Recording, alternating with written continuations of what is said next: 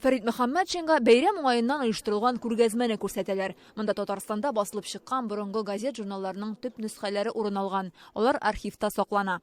Бүген Казан гаилә үзәге фойесында Татарстан журналистикасы тарихына багышланган экспозиция эшләде.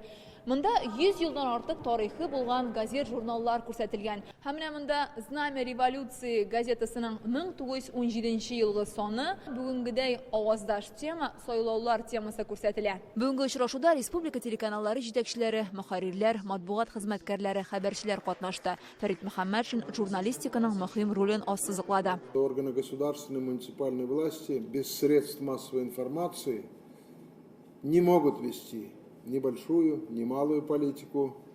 Вы первые, кто получаете информацию из уст Раисы Республики Татарстан. Вы ее доносите до читателей, до слушателей. Я на самом деле понимаю вашу ответственность и понимаю вашу огромную работу. Узган ел вакыйгаларга бай булды ди Татмедиа Республика агентлыгы җитәкчесе Айдар Сәлимгәрәев. Быел тагын да җитдирәк дөнья күләм чаралар көтелә. Год также будет таким же успешным и интересным. Быел каләмияләр өчен тагын да кызыклы һәм уңышлы булыр дип өметләнәм. Киләчәк уеннары турниры башлана, сайлаулар көтелә, БРИКС саммиты үтәчәк.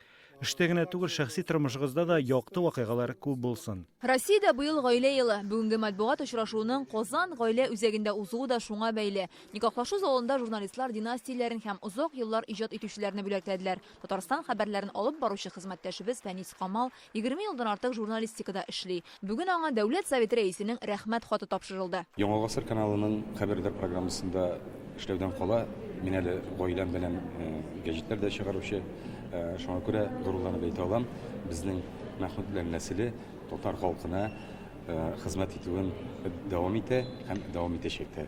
Яңа гасыр каналында журналистлар династияләре шактый, шундыйларның берсе Кыямовлар. Уллары да әти-әни юлын сайлый. Эштән кайтабыз, һай-вай килеп тикшеренәбез, сөйләшәбез, фикерләшәбез, уртаклашабыз, алар шунда кайнап үстеләр. Шуңа күрә минем уйлавымча бу бик табигый булды аларның шушы юлны сайлаулары.